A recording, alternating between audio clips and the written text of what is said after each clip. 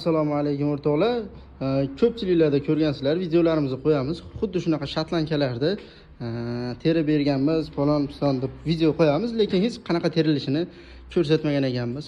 Hop, bugun yana bitta obyektimizga xuddi 5 ta romiga mana shunaqa shotlanka teryapmiz. Hozir shotlanka terish jarayonidamiz.